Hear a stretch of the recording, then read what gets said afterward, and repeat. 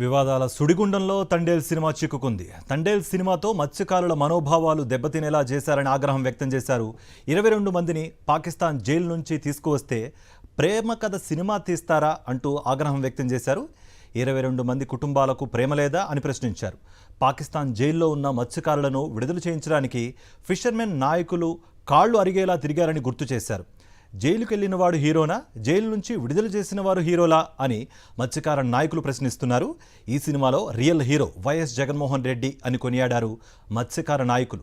నిన్ననే press meet పెట్టి మరి ఈ సినిమా పూర్తిగా ఫ్యాబ్రికేటెడ్, ఇది అసలైన స్టోరీ కాదు అని చెప్పి అందరికీ కూడా తెలియజేయడం జరిగింది. ఎందుకంటే పూర్తిగా కల్పిత కథతోని రియల్ స్టోరీ అంటూ చిత్ర యూనిట్ ప్రజల్ని ప్రేక్షకులందరినీ మభ్యపెట్టే ప్రయత్నం గత వారం రోజులుగా చేస్తూ ఉంది. అది అర్థమైపోయింది. నాకు అర్థమైపోయి సినిమా రిలీజ్కి ముందరే ఇది ఫ్యాబ్రికేటెడ్, పూర్తిగా సినిమాని అంటే నిజ జీవితాల్లో జరిగిన సంఘటనల్ని పూర్తిగా వక్రీకరించి తండేల్ సినిమా తీస్తారని చెప్పి నిన్న చెప్పడం జరిగింది.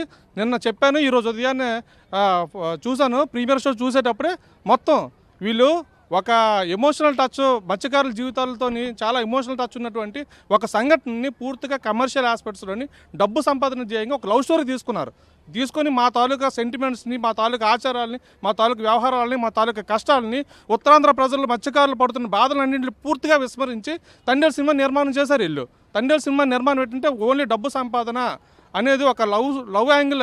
ఇది అక్కడ అసలు జరిగినటువంటి సంఘటన 2018లోని మత్స్యకారులు పాకిస్తాన్ జైల్లోకి దొరికిపోతే అందులో లవ్ ఎక్కడ ఉంటుందండి?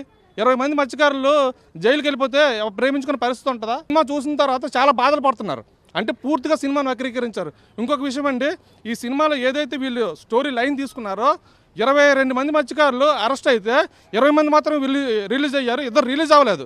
ఇది అసలు స్టోరీ. కానీ ఉన్న ఒక్కరి కోసం కూడా హీరో ఏదో పొడి చేసినట్లుగా సినిమాలో చూపించారు. అది పూర్తిగా ఫ్యాబ్రికేటెడ్.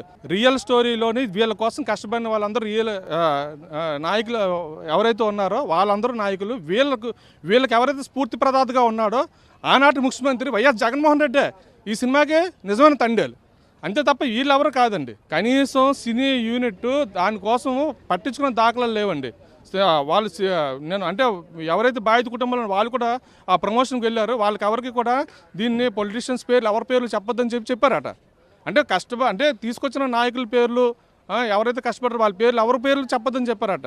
వాళ్ళ పేర్లు చెప్తే వీళ్ళకేంటి ఇబ్బంది?